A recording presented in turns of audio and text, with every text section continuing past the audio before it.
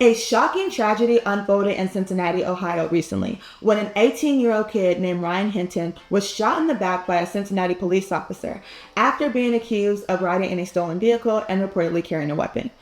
And that should be the headline, but it isn't, because shortly thereafter, a retired sheriff's deputy was struck by a vehicle and died. And the man accused of killing him, Ryan's dad, could now face the death penalty. I'm Legally Hype, and this is TSR Newz. Authorities say that just hours after reviewing body cam footage of his son's fatal shooting, Rodney Hinton Jr. hunted down and intentionally ran over Deputy Ryan Hinton, killing him. But the issue in this case is whether this was an act of cold-blooded murder or a moment of insanity. Deputy Henderson, a recently retired veteran of the Hamilton County Sheriff's Office, has served on the police force for 34 years, and he was working in traffic detail at a University of Cincinnati graduation ceremony on the day that he was struck. He was in full uniform, wearing a bright traffic vest at the time. However, it's important to note that Officer Henderson had no involvement in the death of Ryan Hinton, Rodney's 18-year-old son. Now, a brief timeline of the events are as follows. At around 9:33 a.m., the Hinton family met with Cincinnati police. By 9:51, Rodney left the meeting visibly upset after viewing the footage of his son's killing. By 10:37, the entire Hinton family left the police station after reviewing the footage. By 12:44, Hinton leaves the parking lot in his vehicle, but around 12:49, Mr. Hinton returned to the Cincinnati Police Department and drove through the parking lot. Sometime around 12:50, Mr. Hinton leaves again. And then around 1:50, Mr. Hinton drives his vehicle into Officer Henderson, waiting for traffic to clear before accelerating directly into him. Mr. Hinton has since been indicted on multiple charges, including 2 counts of aggravated murder with death penalty specifications, felony murder, and felonious assault. Now, Rodney's defense attorney argues that Mr. Hinton was legally insane at the time of the incident, citing his mental state after recently reviewing the video footage of his son's death.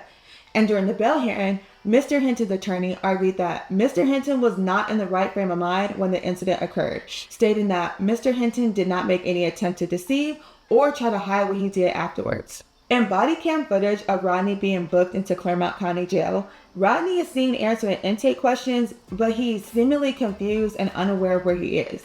And when the intake officer asks if he was suffering from any serious mental health issues, Rodney can't seem to answer the question directly. Insanity is a complete acquittal defense, okay? In order for a defendant to be found guilty of a homicide, the prosecution must prove 3 things. 1, the actus reus, which is the act. 2, causation. And 3, mens rea, which is a mental state. Meaning, your act caused this human being harm, and this is what you were thinking when you did that. But as the American justice system would have it, there's always a loophole to everything.